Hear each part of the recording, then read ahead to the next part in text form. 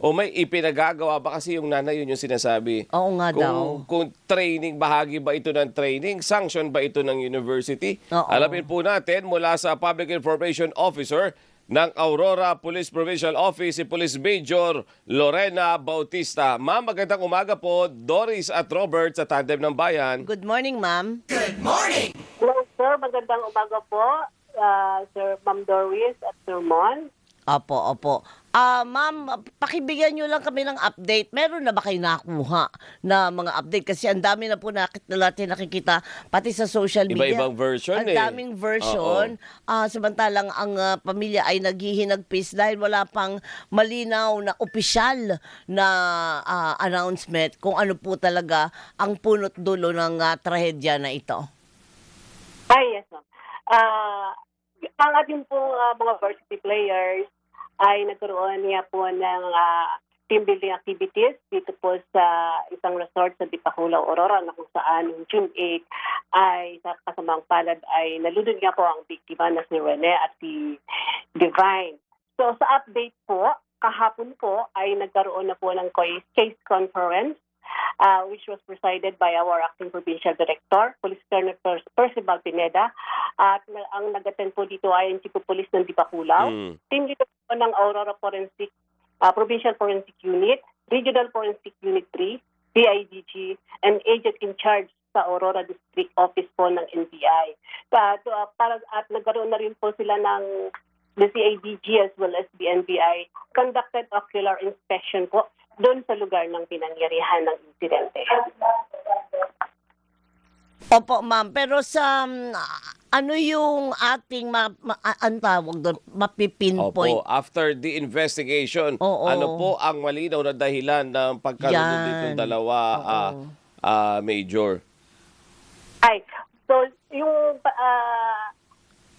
based on the investigations po conducted ng ating PNP personnel from Dipakulaw, ay aksidente po ay nalunod po ang dalawang biktima while heading a water activity at the said place. Opo, water activity. Ano po itong water activity na ito, Major? Accordingly, naglalakad po sila doon sa seawater until nagkaroon po ng biglaang rip current at sila ay tinangay doon sa mas malalim na parte ng tubig dagat. Ano po yung nagkaroon? Yan ba yung tinatawag na undercurrent? Yes, ma'am. Rip current o undercurrent po. Doon sa mga delikado po kasi talaga yung mga... Pero yung lugar naman na yun, ma'am, ay pinapayagan naman na mag-swim doon yung publiko. Yes po. Marami po actually naliligo doon. Opo. Sa lugar. Totoo po ba yung mga kumakalat na balita na meron daw nilagay na weights? Oo. Kaya hindi po nakapunta Hindi sa... na daw marunong, tapos nilagyan pa ng weights, kaya nahirapan. Yes, sir. Based po dun sa mga statement na nag-gather po natin from the lifeguard as well as the responding personnel po ng NDRRMO Dipakulaw, ay wala naman po silang nakitang weights sa kamay, sa paa, during the time na ma-rescue ang mga biktima. So tanggalin na natin yung ganong anggulo, partner. Pero dun po sa statement ng mga kasamahan niya mismo dyan, ng mga nandoon, ano pong sinasabi nila, gaano katotoo na may kinabit na weight doon sa kasamahan po nila na dalawa? Based po, and then based din po sa joint statement, sa mga statement po from the coaching staff ng Ateneo de Manila, ang nangyari pong insidente ay aksidente po at walang may kagustuhan. Opo. So categorical, masasabi nyo na ma'am na walang nilagay na weights?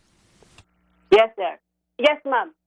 Based po yan doon sa ating mga witnesses na nakuhanan po natin ng sworn statement. Alright. Yung magulang po, nakakunan nyo na rin po ba ng statement? Kasi yung isang magulang talagang kaawa-awa, partner, naghihinagpis talaga. Yung mother po ni Rene, Baterbonia Oo. Meron po bang lumalabas na mayroong tamang abiso ang mga magulang sa ganitong klaseng activity? nila? Oo.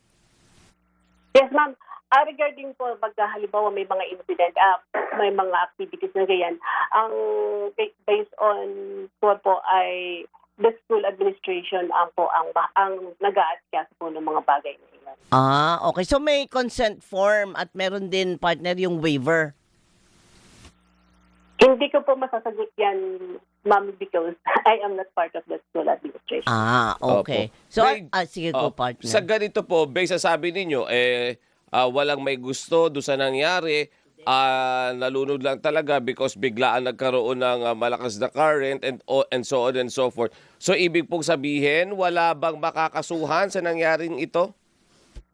Hindi naman po natin masasabi po na walang makakasuhan. That's why our provincial director po ay nagkaroon agad ng case conference na isinagawa nga kahapon June 9 to verify and then to conduct further investigation. The PNP of Aurora ay open po and coordinating with other law enforcement agencies para magkaroon with regards po sa negligence. We are open for that, sir. Oo. And we are willing to help the family, the bereaved family, and provide necessary assistance, sir, sa kanila para naman makuha nila yung hustisya na gusto nating maibigay sa mga biktima at sa kanyang pamilya.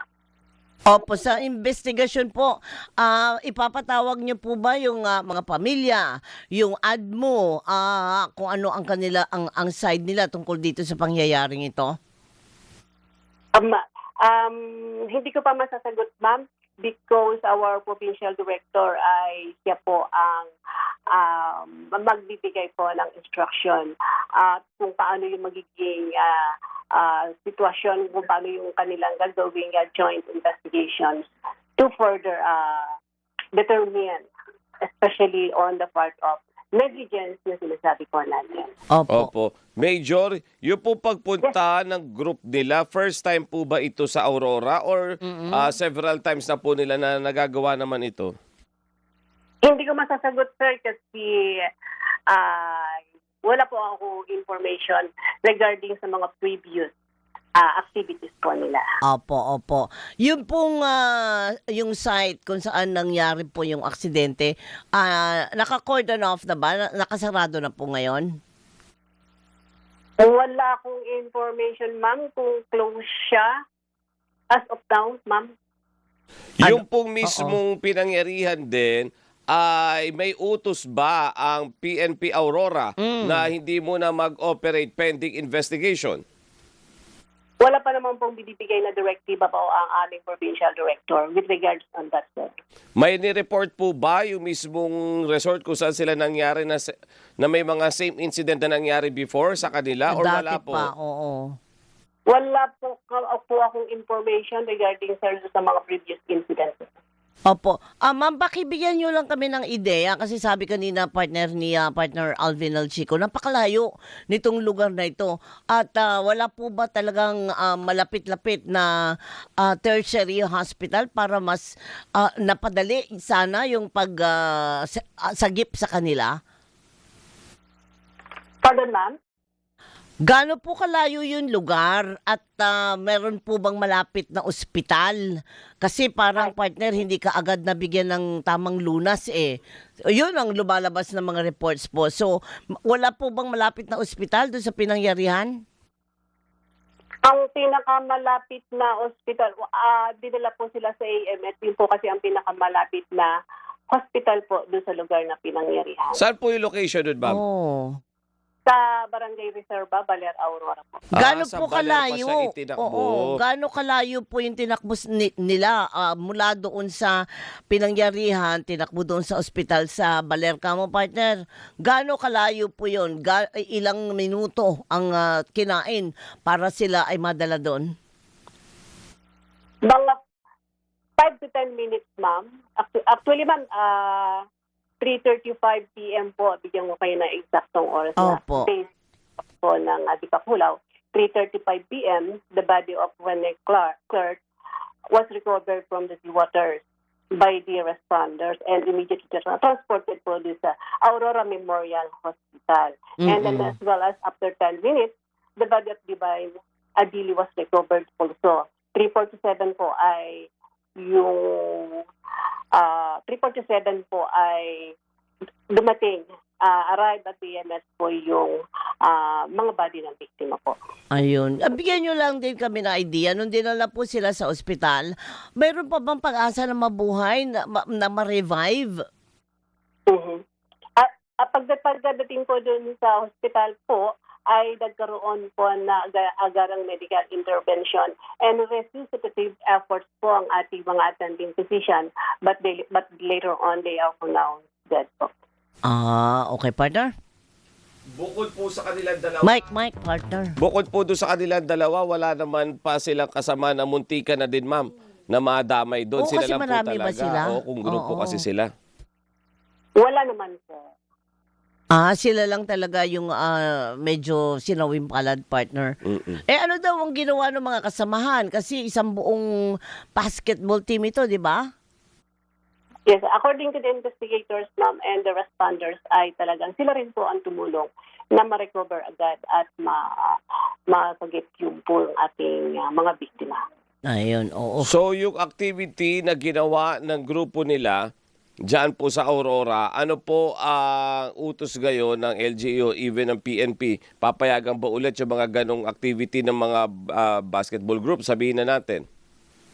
Ay, hello sir. Hindi ko po masasagot ang bagay na yan kasi I am not in the authority to answer those questions, especially with regards po sa mga policies and implementation po ng ating local government unit ng Aurora. Opo. So, yung sa inyo pong pag-upo dyan sa pwesto ninyo, wala pa po kayo narinig na ibang, kahit hindi basketball team, yung, di ba yung mga team building naman sa mga opisina, yung mga korporasyon, ginagawa po ba yan talaga dyan? O first time po na may nakarating sa inyo na dyan ginawa? Anong tawag, partner? Hindi naman team building. Ano nga sabi nila? Minsan bootcamp. Bootcamp, oo. Yes. Yes, ma'am. With regards, may mga recently, this year lang po, we have a recent big events and activities conducted here in Aurora Province. Especially kung ito yun ay big events, they coordinated with the PNP as well as the local government unit prior to the proceed of the activity. Oo. Kung may activity sila, ma'am, wala ba naka-standby na medical team para nakasupervise sa kanila? Walang ganon? Sir, hindi ko pa masasagot yan with regards, sir, sa arrangement ng organizers. Oo. Wala pong nabanggit sa inyo yung mga players nila na may medical team naman po kami O kaya kasama. mandang lifeguard. May lifeguard. Oo. Tumulong yung lifeguard sa pagsagip din daw, partner. Kaso hindi talaga Hindi na nakayanan. agad. Oo. Pero importante din na may medical team kasi kung ganyang grupo yung dala-dala Kaya mo. nga Ano, Wala ka namang alam. So Ma'am. wala, ma'am. Sir? Wala po silang medical team nung nagpunta dyan. baka O naman coordination man meron. lang sa MDRM o sabihin na natin. Correct, Dyan oo. sa town na kung nasaan sila nagpunta. Actually, sir, hindi ko po masasagot yung bagay na yun kasi ang yung investigator on case po kasi ang nakipag-usap with the personnel of MDRR. Sige po, siguro Opo. ma'am, hingin din namin sa inyo off-air yung number ng investigator para kung may Correct. ma-share pa siya na ibang Oo. information na hindi nyo po alam, makuha po natin sa kanya. For the meantime, ma'am, maraming salamat po sa inyong oras.